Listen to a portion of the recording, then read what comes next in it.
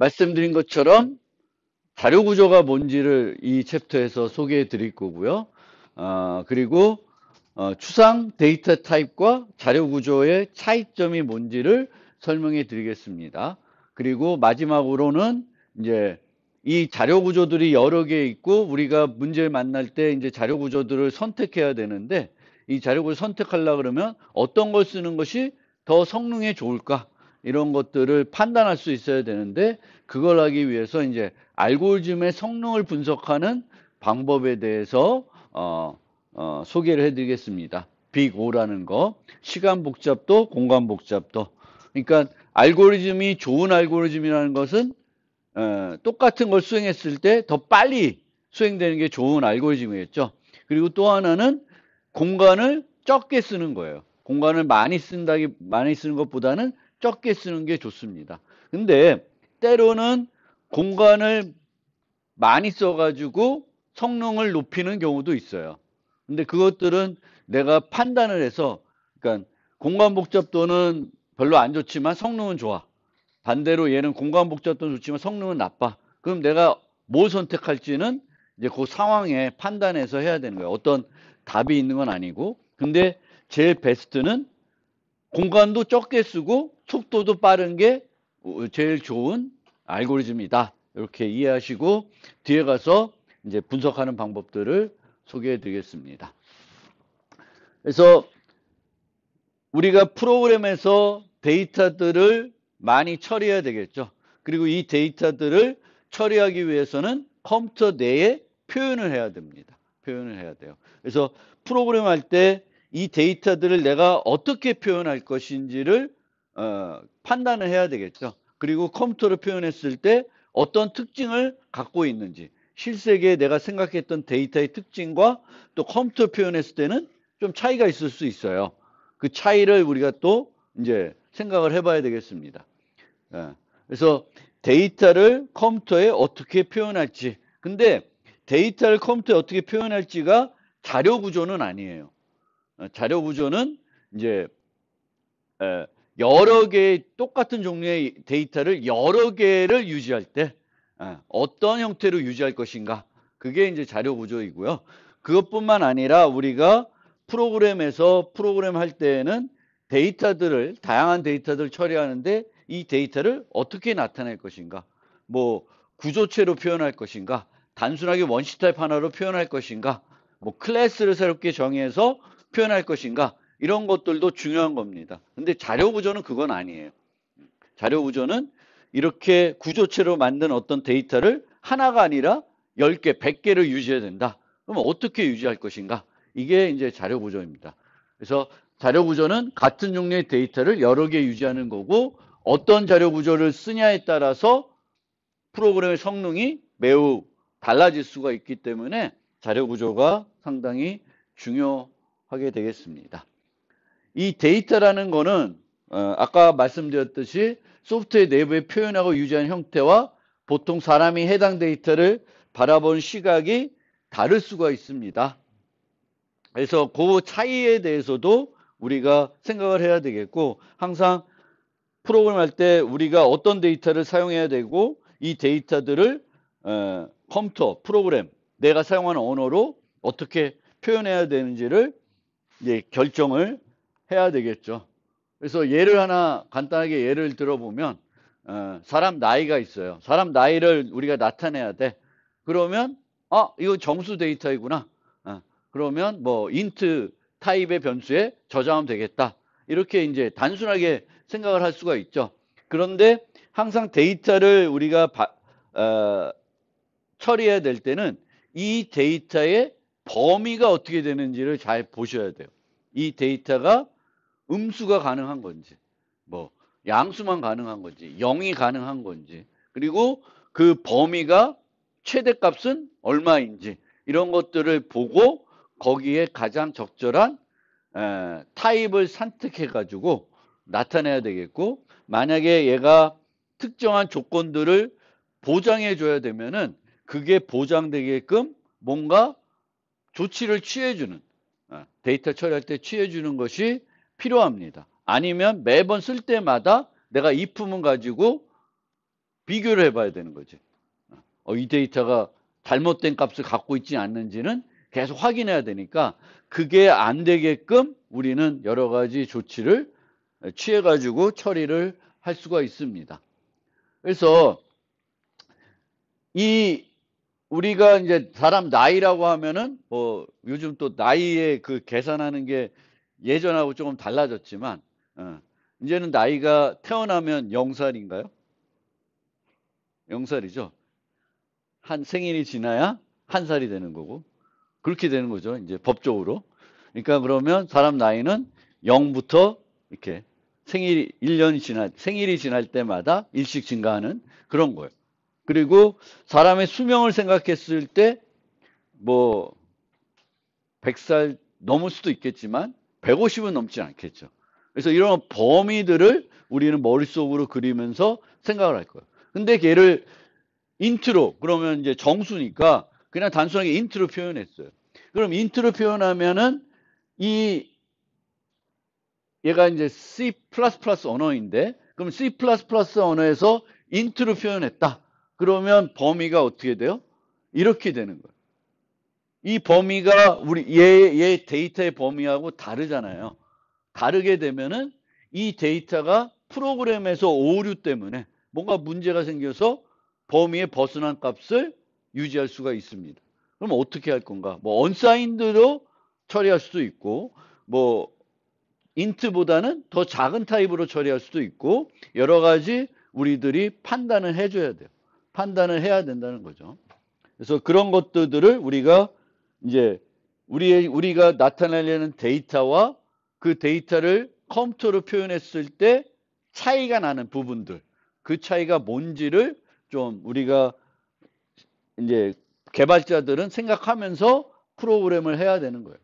근데 이렇게 매번 골치 아프게 막 생각하다 보면은 머리가 좀 그렇죠.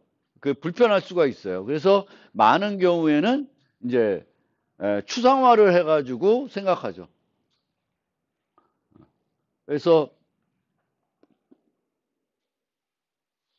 여기서처럼 아주 간단한 어떤 원시 타입인데도 그 원시 타입이 이제 int age는 이제 그 사람 나이는 요 범위밖에는 안 되니까 얘로 쓰지 말고 원시 타입 하나만 유지하는 클래스를 만들어 가지고 우리가 그 클래스를 만들게 되면 이 클래스는 0에서 150 사이의 값만 각도로 보정해 줄 수가 있어요.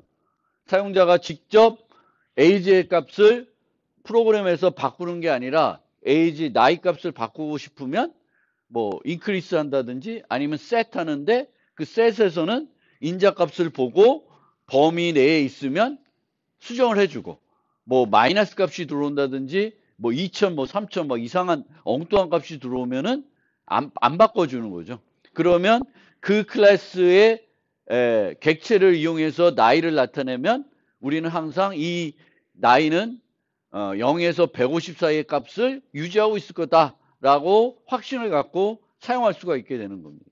그래서 그런 식으로 이제 추상화를 우리가 해줄 수가 있습니다. 그래서 추상화라는 건 뭐 간단하게 여기 보신 것처럼 우리가 차를 운전하려고 그러면 꼭 차의 안에 들어가 있는 모든 부품들이 어떻게 동작하는지 그 원리들을 알아야 되는 건 아니잖아요. 운전하려고 그러면. 물론 그 원리를 알면 더 운전을 잘할 수도 있고 차를 더 잘 관리할 수도 있겠죠.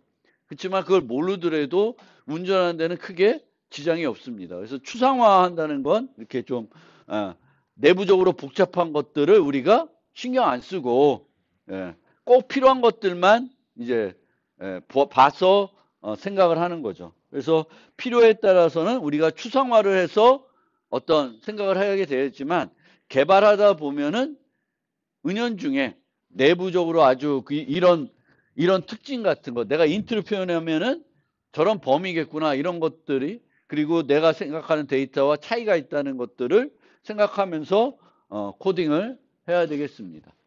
그래서 프로그램에서 데이터의 종류를 우리가 나타내기 위해서 타입, 자료 유형이라는 그런 표현을 쓰는데 타입이라고 많이 하죠.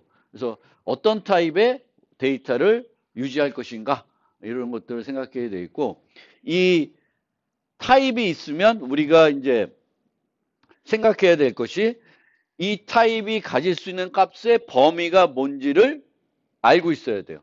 내가 int라는 타입을 쓰겠다, float를 쓰겠다, 뭐 double을 쓰겠다 그러면 얘 도메인이 대략 어떻게 되는지를 이해해야지만 이제 제대로 활용할 수가 있는 겁니다. 그 다음에 이런 int 타입을 가지고 내가 할 수 있는 것들이 뭔지를 알아야 됩니다. 그게 이제 연산이 되겠죠. 그래서 어떤 타입이 있으면 그 타입의 도메인과 그 타입의 값들 가지고 내가 할 수 있는 일들이 뭔지를 알아야 그 타입을 이용해서 이제 프로그래밍 할 수가 있습니다. 그래서 예를 들어서 int가 있으면 int의 크기가 4바이트로 표현이 되고 signed이면은 이 도메인의 범위는 이렇게 되는 것이고요. 그리고 연산은 뭐 사칙 연산, 나머지 연산, 비교를 할 수가 있다라는 걸 이해해야 되겠고, 이 사칙 연산이나 나머지 연산들의 특징들을 잘 알고 있어야 우리가 활용할 수가 있습니다. 그리고 이런 도메인에 대해서도 굳이 이 값들을 내가 외우고 있을 필요는 없죠. 외우고 있을 필요는 없는데, 여기서 주목해야 될 거는 보통 우리가 이런 정수들을 컴퓨터 내부적으로 이제 비트로 표현해야 되겠고, 비트로 표현할 때는 2의 보수 표현법이라는 걸 써요. 그럼 2의 보수 표현법을 쓰면 이제 그 값들을 많이, 그러니까 하나도 중복해서 우리가 쓰지 않고 많이 나타내려 보니까 어쨌든 짝수계가 되는 거예요. 어떤 바이트면은 나타낼 수 있는 값이. 그러면 정수는 이제 0을 포함하고 있으니까 음수와 양수가 개수가 같지가 않아요. 그래서 2의 보수에서는 항상 뭐가 더 많아요? 음수가 하나 더 많습니다. 그러니까 음수가 하나 더 많다니까 대칭적이지 않은 거죠. 이 가장 큰 얘를 부호를 바꾸면 똑같은 그 부호 바뀐 값으로 안 되는 거죠. 그런 것들을 우리가 인식하고 그런 특징들은 이제 기억을 해야 되는 거죠. 저 범위 자체를 우리가 외우고 있을 필요는 없는데, 이제 2의 보수 쓰는구나. 항상 음수가 양수보다는 하나 더 많다. 그랬을 때 어떤 문제점들을 우리가 생각하면서 프로그램을 해야 됩니다. 이 int라는 거는 추상 데이터 타입은 아니에요. 정수를 우리가 추상 데이터 타입의 관점에 보면은 도메인이 제한이 없는 거죠. 정수는 계속 늘어날 수 있고 계속 음수로 갈 수도 있죠. 근데 우리가 쓰는 이 int는 범위가 제한되어 있죠. 그러니까 추상 데이터 타입은 아니에요. 우리가 정수를 그냥 생각했을 때는 정수는 끊임없이 늘어나고 끊임없이 작아질 수가 있죠. 그래서 int는 ADT가 아니에요. 범위도 제한적입니다.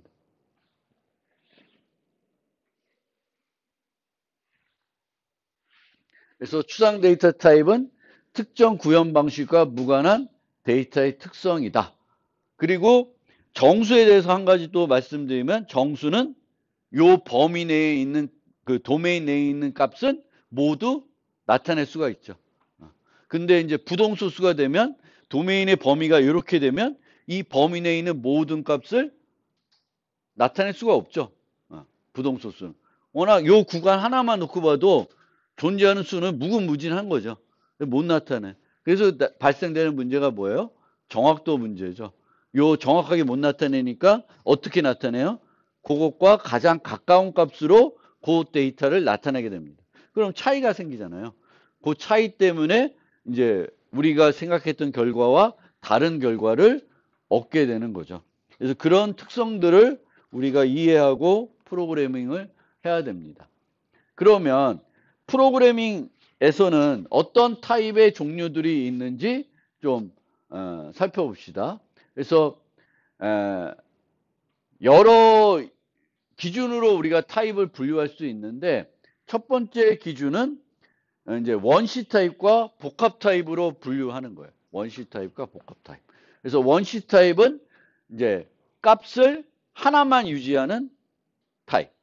그러니까 변수가 있으면 그 변수의 값을 하나만 유지하는 타입이 이제 원시 타입이 되겠고, 복합 타입은 값의 하나만 유지하는 게 아니라 여러 개를 유지하는 게 이제 복합 타입입니다. 복합 타입.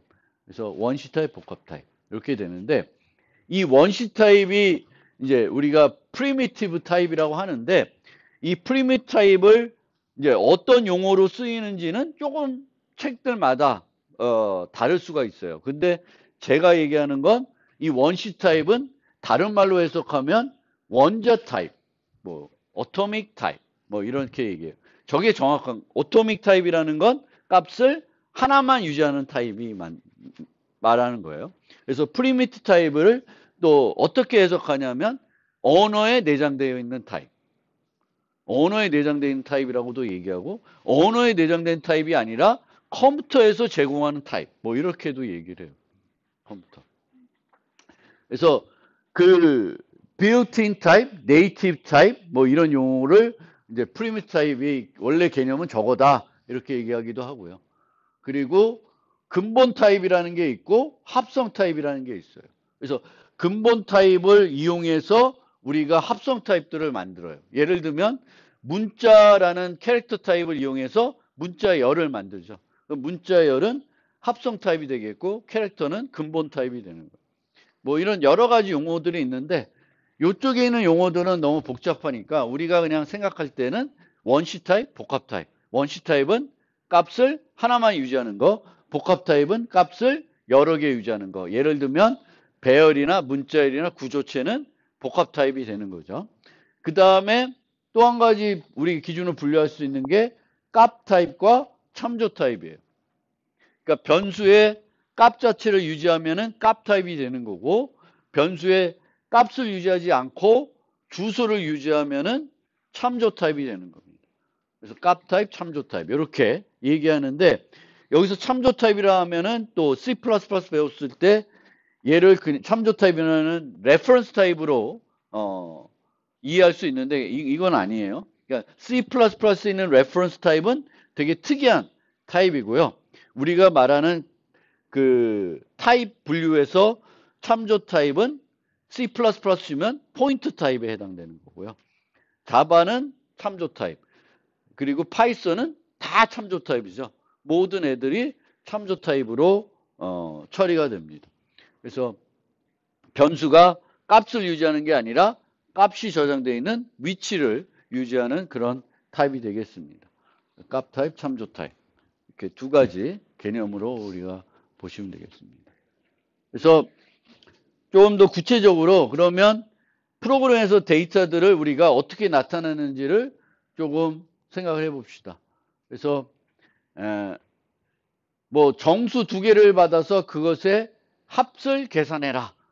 그럼 정수 두 개를 나타내야 되겠잖아요. 근데 이거는 그냥 원시 타입에 나타낼 수가 있죠. 별로 고민할 게 없습니다. 그러면 그냥 원시 타입에 나타내면 되겠고 혹시 이제 그렇게 해서 이런 식으로 C로 우리가 프로그래밍 하게 되면은 이제 이런 식으로 프로그램 할 수가 있죠. 정수 변수를 만들어서 정수 인트 타입을 두 개 만들어서 이제 받는 거예요. 입력 받아가지고 이제 두 개를 더해가지고 결과를 출력하고 있습니다. 근데 이런 프로그램 할 때 우리가 주의해야 될 점이 뭐예요? 여기서 문제라고 하는데 주의할 점이 뭘까? 네? 그쵸. 정수 두 개라고 했는데 정수 두 개면 그 정수의 범위가 어떻게 되는지를 우리가 생각을 해야 되겠죠. 그 범위에 따라서는 인트를 벗어날 수가 있고 각 i와 j가 인트의 범위를 벗어나지 않더라도 i 더하기 j의 결과는 벗어날 수가 있습니다. 그래서 내가 데이터를 쓸 때 그 데이터의 범위가 어떻게 되는지를 잘 생각하고 그 데이터를 갖고 연산을 하면은 그 연산의 결과도 범위를 벗어나는지 안 하는지를 잘 생각을 해가지고 필요한 조치들 아니면 인트 대신에 long을 써야 되겠다. long을 써야 되겠다. 뭐 이런 생각들을 우리가 해야 됩니다. 이제 그것보다 조금 더 복잡하게 사각형의 면적을 구하는 프로그램을 짜야 돼요. 그러면 사각형을 우리가 프로그램 내에 어떻게 표현할까를 고민해야 되겠죠. 사각형을. 어떤 정보들이 필요하냐. 면적이 필요하니까 뭐 폭과 높이 정보만 받아들이면 되냐? 그래서 면적을 구해주면 되죠. 폭과 높이만 곱하면. 근데 일반적으로 프로그램에서 면적이 이 사각형이라는 거를 뭐 GUI 같은 데서 그림을 그리면은 이제 폭과 높이 정보뿐만 아니라 좌표 정보가 필요하죠. 어느 위치에 그려야 되니까. 그래서 보통은 이제 이런 식으로 뭐 좌표 정보까지 요쪽에 꼭지점, 보통 여기를 우리가 좌표를 유지해요. 다 유지할 필요는 없죠. 요것만 있으면 다 계산하니까 필요하면. 그래서 요 왼쪽 요 꼭지점의 좌표를 정수로 유지하고 이제 그 폭과 높이 정보를 유지하는 구조체를 정의해서 사각형을 나타낼 수가 있습니다. 얘도 자료 구조는 아니에요. 그렇지만 우리가 데이터를 처리하려 그러면 원시 타입으로 그냥 처리가 안 돼. 그러면 이런 원시 타입들을 모아가지고 구조체나 클래스를 정의해가지고 그 데이터를 나타내고 처리를 해야 되겠죠. 이렇게 할 수도 있겠지만 이제 요렇게 네 개로 안 하고 이제 이런 식으로 할 수도 있죠.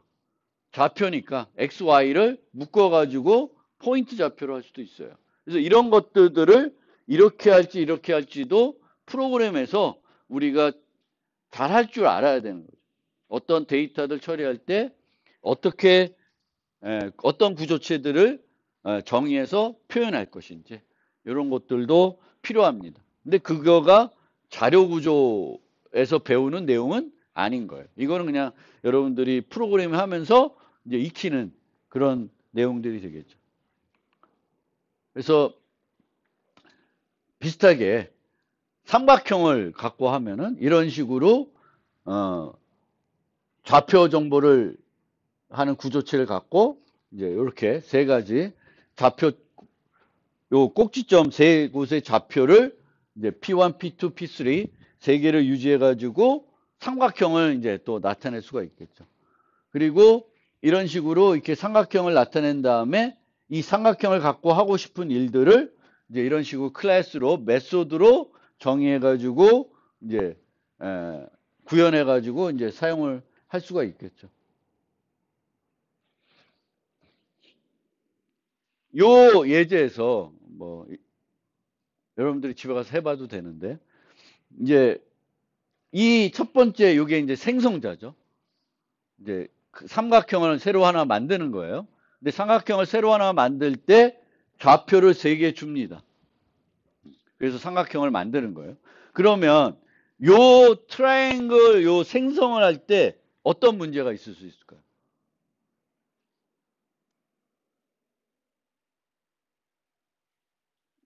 여기서 이제 요 3개 정보 받아서 여기다 저장해 주면 삼각형이 생성이 되는 거잖아요. 근데 요 3개의 좌표 정보를 받았을 때 저 생성자에서 신경 써야 될 부분이 뭐예요? 어떤 부분을 신경 써야 돼요?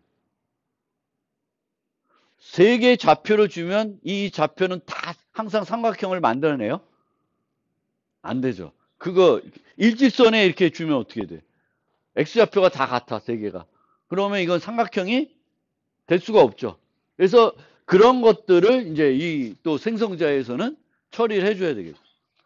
항상 우리가 프로그램 할 때는 정상적인 경우도 있지만 엉뚱한 데이터가 올 수가 있어요. 이 엉뚱한 데이터를 우리가 신경 안 쓰게 되면은 오류가 계속 누적이 될 수가 있는 거죠. 그래서 오류는 찾게 되면 그때그때 이제 뭔가 조치를 취해줘야 되는 거예요. 그래서 이 생성자에서는 좌표를 보고 이 3개의 좌표가 그걸 형성하나 안 하나 그거를 살펴봐야 되겠습니다. 그 다음에 이제 요 메소드는 이제 네이버 지식인에 물어보면 되죠. 수학 잘하시면 알겠지만. 그래서 이제 삼각형의 3개의 좌표를 갖고 삼각형의 면적을 어떻게 구하냐?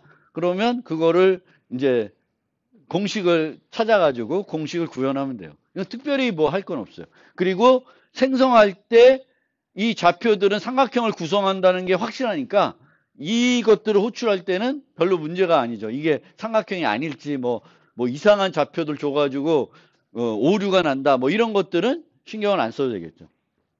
그 다음에 얘 얘는 이제 이 좌표가 삼각형 내에 있는 건지 밖에 있는 건지 이런 거를 하는 거예요. 그러면 이 삼각형 내에 있다라는 거를 우리가 또 정확히 정의해야 돼요. 선 위에 있으면 어떻게 돼? 있는 걸로 할까? 없는 걸로 할까? 뭐 이런 것들을 이제 고민을 해야 되는 거고요. 그 다음에는 요 안에 삼각형 안에 점이 들어가 있는지는 이제 어떻게 판단할 것인가? 이것도 또 막 네이버나 구글링 해가지고 찾아볼 수 있는데, 예, 요 면적을 만들어 놨으면 이 면적을 이용해서 얘도 만들 수 있어요. 어떻게 만들 수 있을까? 면적을 이용해서 이 좌표가 삼각형 내에 있는지 밖에 있는지를 판단할 수가 있습니다. 어떻게 할까?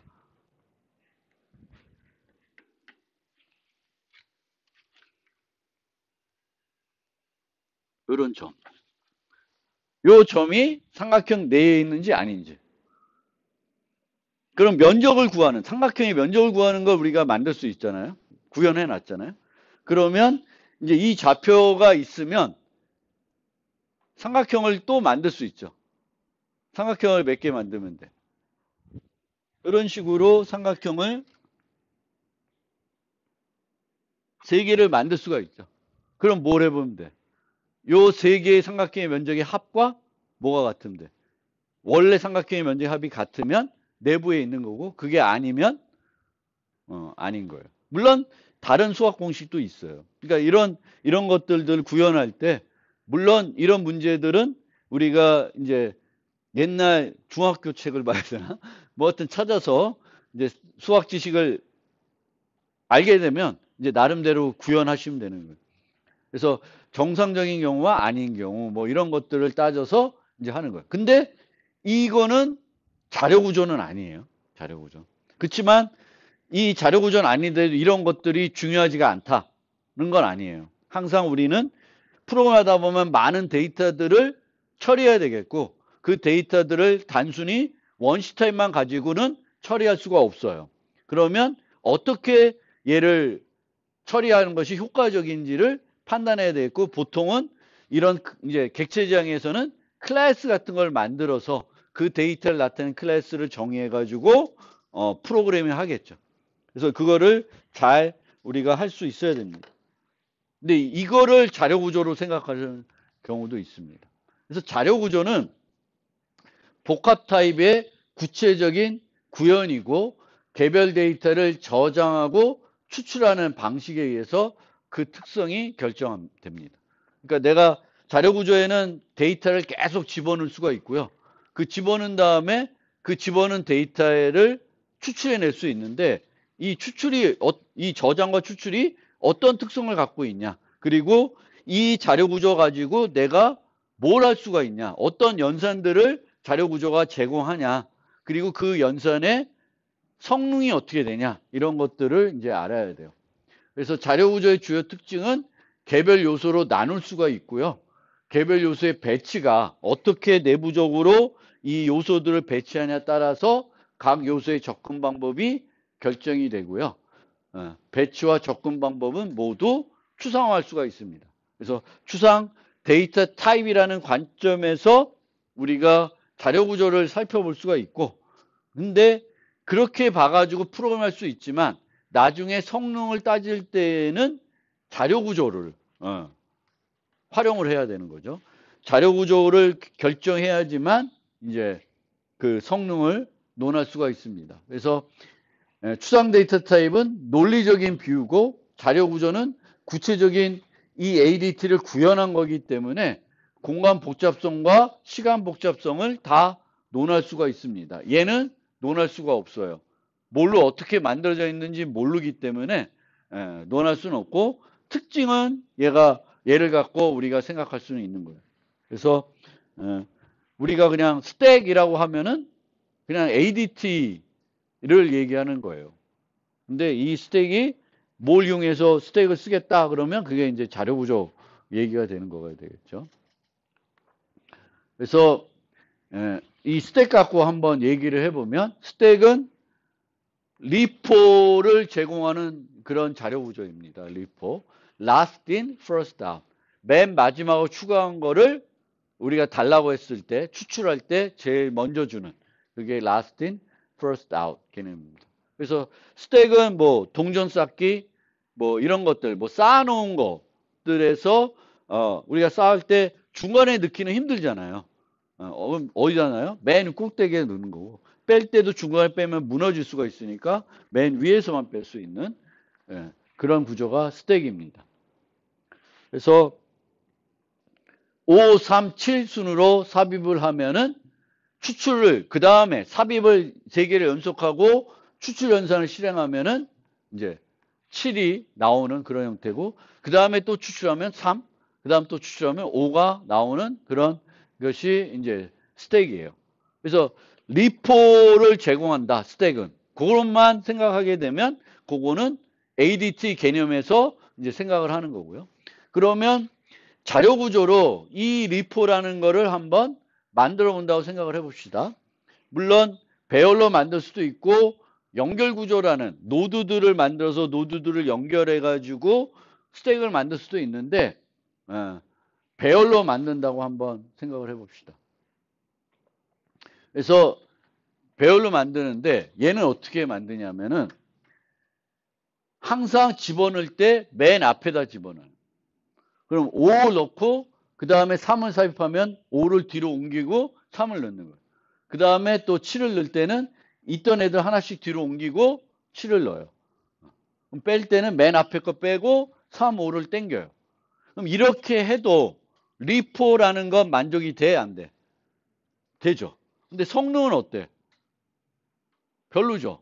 여기에 N개가 이미 저장돼 있으면 집어넣을 때 비용이 얼마만큼 들어요? N개만큼 들죠. 왜? 하나씩 다 뒤로 옮겨야 되잖아요. 근데 이렇게 구현하면 어떻게 되냐면 항상 집어넣을 때 어디로 집어넣어요? 맨 뒤에다 집어넣어요. 맨 뒤에 넣는 거는 현재 크기만 알면 바로 O 안에 넣을 수 있어요. 넣고 빼는 건 어때? 맨 뒤에서 빼는 것도 나머지에 영향을 안 주죠. 그러면 5, 3, 7 넣고 7 빼고 3 빼고 5 주면 넣는 거와 빼는 거를 다 상수. 거기 안에 있는 애들이 100개 있든 1000개 있든 영향을 안 줘요. 늘 한 번에 똑같은 비용으로 집어넣을 수 있고 빼낼 수 있어요. 그래서 자료 구조는 이렇게 구현했냐 이렇게 구현했냐에 따라서 달라지는 거예요. 성능이. 이렇게는 구현 안 하겠죠.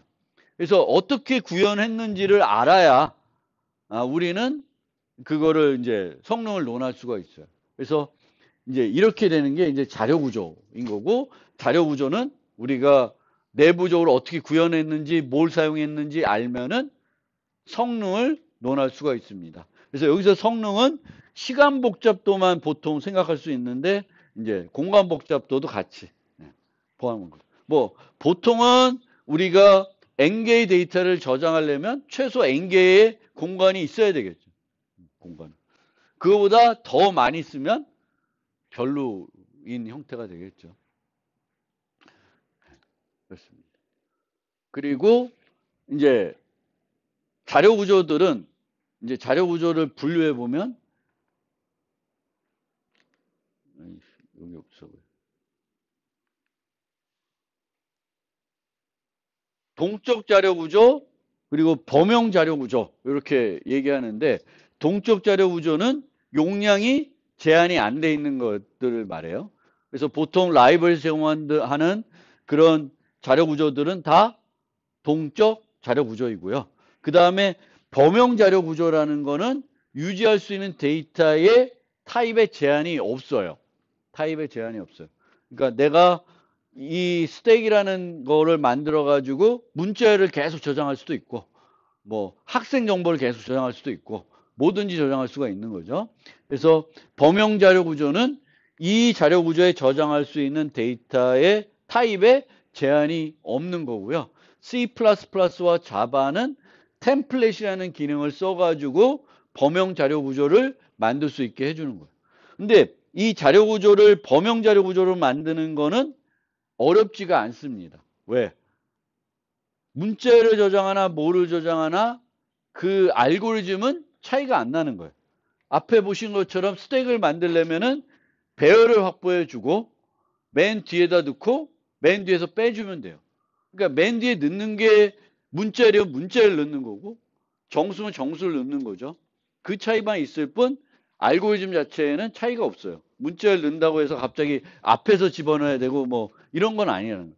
그래서 자료 구조는 타입, 저장하는 데이터가 달라진다고 해서 알고리즘에 변화가 없습니다. 그래서 내가 정수를 저장하는 자료 구조만 만들 줄 알면, 문법만 알면, 그 언어의 범용 자료 구조를 만드는 문법만 알면 쉽게 범용 자료 구조로 바꿀 수가 있습니다. 그래서 그 교과목 소개 때도 말씀드렸듯이 우리는 이 수업에서는 주로 정수를 저장한 자료 구조의 구현에 대해서 집중을 하고요. 처음에 몇 번은 언어마다 이제 범용 자료 구조를 만드는 방법은 소개는 해드릴 거예요. 근데 일정 지나면은 이제 그건 안 해. 왜냐하면 그건 기계적으로 여러분들이 할 수가 있습니다. 그래서 자료 구조가 보통 여러 가지 연산들을 제공하는데 가장 기본적으로 이제 많이 제공되는 연산들이 뭐냐면은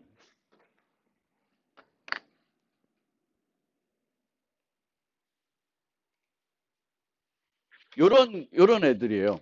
추가하는 거, 추출하는 거, 그리고 비어 있는지 아닌지. is full이라는 개념은 거의 없어요. is full이 왜 필요 없을까? 자료 구조들은 다 뭐예요? 무슨 자료 구조? 라이벌 제공하는 거? 동적 자료 구조예요. 그래서 용량이 제한되어 있지 않기 때문에 풀 될 상태는 없어요. 언제가 풀? 뭐 컴퓨터에 문제 생겼으면 이게 생기는데 그렇지 않으면 그러니까 is full이라는 메소드는 없어. 근데 라이벌에 있는 메소드들은 is empty는 다 있어요. 그리고 그 밑에 있는 사이즈도 있어요.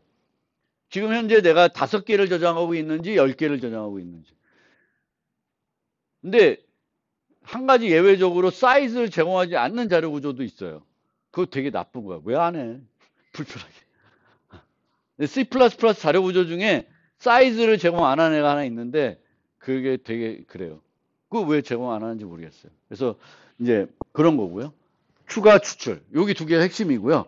이 추가 추출하는 그 라이브러리에 있는 메소드를 보면은 언어마다 조금씩 다른데 기본적으로 쓰는 용어들이 push, put, add, offer. 요런 애들은 이제 데이터를 집어넣는 애예요. 푸시한다, add한다, offer한다, put한다, 뭐 이런 거 쓰고요. 보통 일반적인 자료 구조에서는 push, add를 많이 해요. 그 put은 어디서 많이 쓰냐면 map이라는 자료 구조에서 좀 많이 쓰는 표현이고요. 추출할 때는 pop, pull, 뭐 remove 쓰는 경우도 있고요. remove를 추출할 때 안 쓰고 삭제할 때 쓰는데 자바 같은 경우에는 추출할 때도 remove라는 걸 써요. 그러니까 스택을 쓸 때 add, remove예요. push, pop 이렇게 안 하고. 그러니까 그거는 여러분들이 내가 즐겨 쓰는 이제 언어에서 라이브러리들이 어떤 용어로 어떤 그 이름으로 쓰는지를 잘 보셔야 돼요. 그리고 보기라는 게 있어요. 보기. 그러니까 추출과 쌍으로 보통 제공이 돼요. 보기는. 그러니까 추출은 그 있던 데이터를 주는 거예요. 거기에 있는 거. 예를 들면 그 스택에서는 5, 3, 7이 들어갔으면 추출하면 7을 주는 거잖아요. 근데 보기는 내가 스택에 있는 거 보고 싶어 그러면 7을 주긴 주는데 스택에 7을 제거하지 않고 그 상태로 주는 거예요. 상태로. 그 상태로 그대로 주는 거예요. 그래서 데이터 자료 구조를 수정하지 않고 자료 구조는 그대로 상태를 유지한 상태에서 내가 추출하면은 봐야 되는 자료를 미리 보기 해주는 거예요. 그게 이제 보기 자료인데 그때 pick, get, element 뭐 이런 용어들을 많이 쓰입니다. 그래서 내가 쓰는 언어에서 어떤 용어들을 많이 쓰는지 이제 잘 생각을 해보시면 되겠고 쭉 내려가서 한 가지만 또 추가로 설명하면 보통 자료 구조들은 반복자를 제공해 줍니다. 반복자. 반복자는 뭐냐면은 자료 구조는 똑같은 종류의 데이터를 한 개가 아니라 여러 개 유지하고 있죠. 그러면 스택은 보통 반복자를 제공하지 않는데 다른 자료 구조들은 내가 저장되어 있는 거를 하나씩 살펴보고 싶어. 데이터를 내가 뭐 한 10개 저장했어요. 이 10개의 평균을 구하고 싶어. 그럼 하나씩 싹 봐야 되잖아요. 그럼 이거를 하나씩 볼 수 있게 해주는 그 기능이 뭐예요? 반복자라는 거예요. 반복자. 그래서 반복자는 자료 구조에 저장된 데이터를 어떤 정해진 순서에 따라서 내가 정하는 건 아니고 그 반복자에서 정하는 거예요. 반복자가 정해서 하나씩 보여주는 거예요. 그래서 처음부터 어떤 순서에 따라서 자료 구조에 저장되어 있는 모든 애들을 다 보여줘요. 근데 이 반복자가 특징이 뭐냐면은 어떤 자료 구조든지 똑같은 방법을 써서 볼 수 있게 해줘요. 그러니까 반복자를 제공하는데 스택이 반복자가 있고 뭐가 반복자가 있으면 이 반복자 쓰는 방법, 또 이 자료 구조의 반복자를 쓰는 방법이 다르지가 않아요. 항상 반복자는 똑같은 방법으로 데이터를 얻어낼 수가 있습니다. 그래서 어떤 자료 구조든지 그 반복자들은 내가 똑같은 방법으로 반복자를 가져다가 쓸 수 있습니다. 자료 구조와 무관하게. 그래서 그런 특징을 이제 갖고 있고.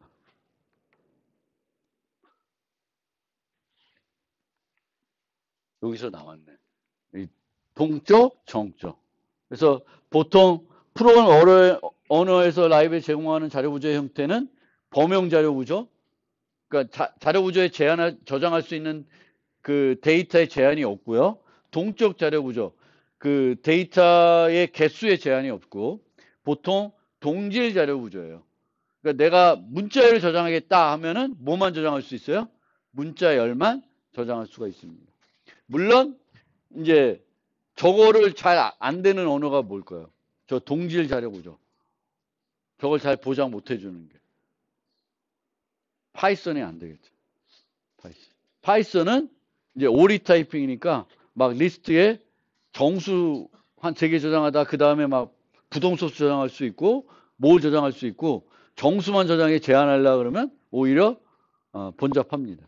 그래서 이 동질 자료 구조 파이썬은 저걸 잘 보장 못해요. 그렇지만 이제 나머지 그 자바나 C++나 다른 언어들은 이제 타입이 엄격하기 때문에 이제 똑같은 자료만 저장할 수 있고요.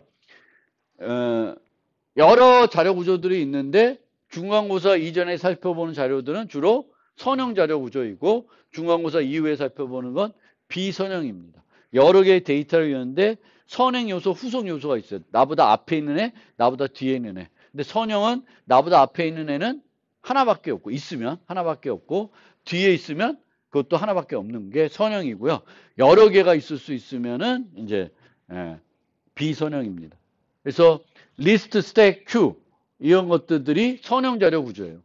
이렇게 뭐 앨범에 곡들의 리스트를 유지한다. 그러면 리스트라는 자료 구조 써요. 얘는 왜 리스트로 스택이나 큐가 아니라 리스트를 넣으면 좋을까? 곡들.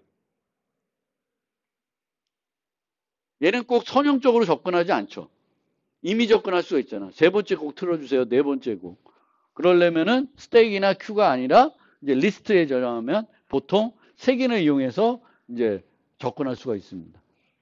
스택은 이제 이런 식으로 쌓아 놓는 거죠. 그래서 추가를 맨 위에 뺄 때 앞에서 위에서 큐가 이런 모습이고 줄 서 있는 거. 그래서 맨 처음 집어넣은 애를 처음 처리하는. 계속 집어넣는 건 뒤에다 집어넣고 나는 처리는 어떻게 해요? 앞에서 하는 게 큐. 그래서 이런 애들이 선형 자료 구조예요.